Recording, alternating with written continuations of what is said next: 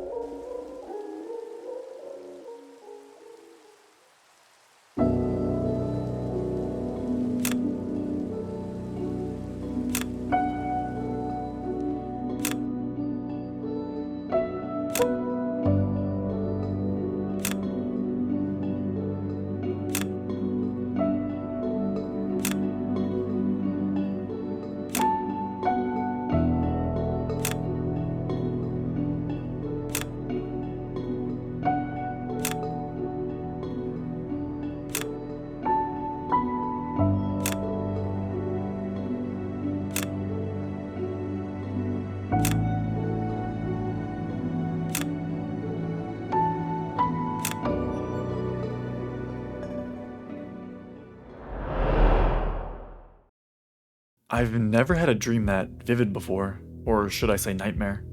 That definitely wasn't your regular old Aquafina. I should probably keep looking around and hopefully find something more useful. I kept wandering around the maze for what felt like forever, fighting zombies along the way and avoiding guards at all costs. Around one of the turns, I noticed 2 guards blocking part of the pathway up ahead. I haven't been that way before, so they must be guarding the way out. I have to get around them somehow, but I don't have many options. That's when I decided to climb some vines on the side of the wall and hop on top of a tree. There's some broken railing built into this section of wall, and I have to parkour through it without falling. One slip and I'm either captured or dead. I slowly make my way over the guards, being as quiet and careful as I possibly can. I barely make it to the end, but the drop will be too loud and painful if I jump from here. I notice some cobweb on the floor and risk jumping to it while the guards' backs are turned. I land softly and sneak further into the maze. That's when I stumble across a third room, and when I go inside, I realize I found a library. I browse through the books and look through the barrels, finding just a few scraps of food. But compared to the potatoes, this might as well be a juicy filet mignon. At the far end of the library, there's a pile of barrels in the corner. Inside, I see it's a third book from Rakesh, and an ender pearl. He says he's weak, low on health, and doesn't see himself making it much further. He found the exit, but the only way into the portal room is by using an ender pearl to fit through the gap. He says he doesn't have the health to throw the pearl and survive, so he's entrusting it to hopefully someone who can, whoever that might be. Before I can gather my thoughts, I hear an alarm ring and realize they must have finally noticed I was missing. I think quickly and craft a composter and a trapdoor.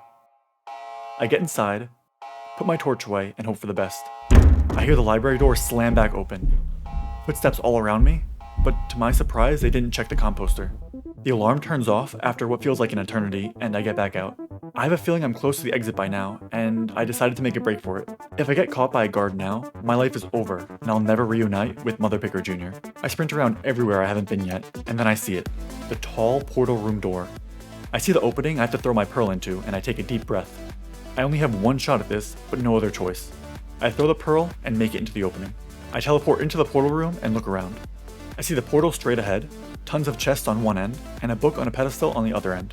I check the chests and find a broken elytra, a bucket of milk, my crown, and a bunch of other supplies. I take it all quickly, but just before I head out, I became a bit curious and decided to take a peek at what the book was. It's titled Revival Book, and when I try to open it, I can't. I don't have time to figure out why, so I head to the portal and decide to see where it takes me. Once I teleport, I drink the bucket of milk to remove the mining fatigue and read a sign that says, Father Picker Testing Grounds. I look over the edge and see a huge crater that goes all the way down to the void. This cannot be good.